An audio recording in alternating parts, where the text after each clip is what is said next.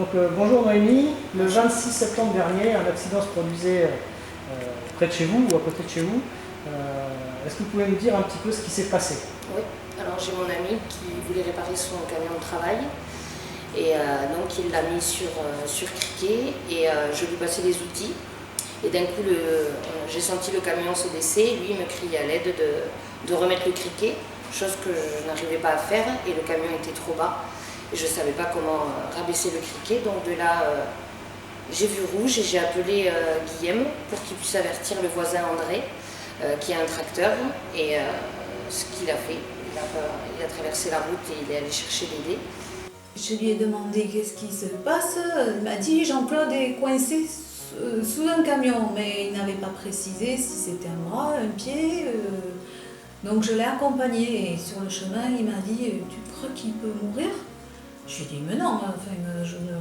Et puis quand je me suis approchée du lieu de l'accident, là j'ai vu que c'était très grave et qu'il fallait appeler les secours de suite, chose que j'ai fait. Très bien, donc toi tu as été alerté des secours très rapidement à la demande de maman, c'est ça? Oui. Bon, et qu'est-ce qui fait qu'aujourd'hui votre compagnon est en vie, à votre avis? Mais toute cette, comment j'appelle ça, la chaîne de vie, les différents petits maillons, quoi.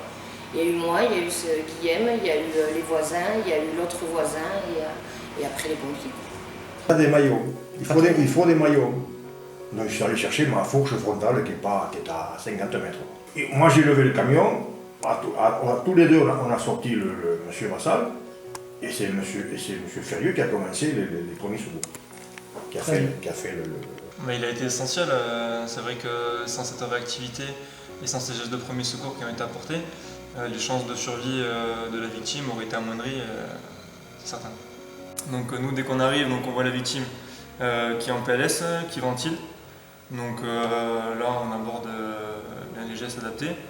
On confirme le SMUR qui était déjà engagé à l'appel, mais voilà, on confirme pour être bien sûr qu'il arrive et assez rapidement.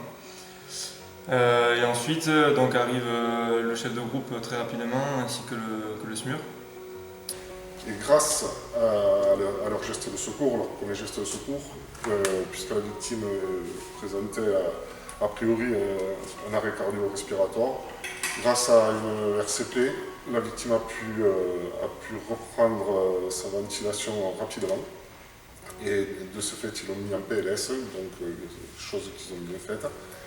Et nous, pompiers, nous avons juste pris le relais de cette famille qui avait fait le nécessaire grâce à leur connaissance des premiers gestes de secours. Et aujourd'hui, vous venez de voir la démonstration qu'une équipe de secours ne peut pas intervenir seule, mais qu'elle a forcément besoin, pour le faire, de tous ses témoins, de tous ses maillons, et que cette chaîne des secours a une importance fondamentale dans la réussite de l'intervention. Aujourd'hui, se former aux gestes de secours, c'est vraiment un acte citoyen. Aujourd'hui, se former aux gestes de secours, c'est pouvoir aider son prochain.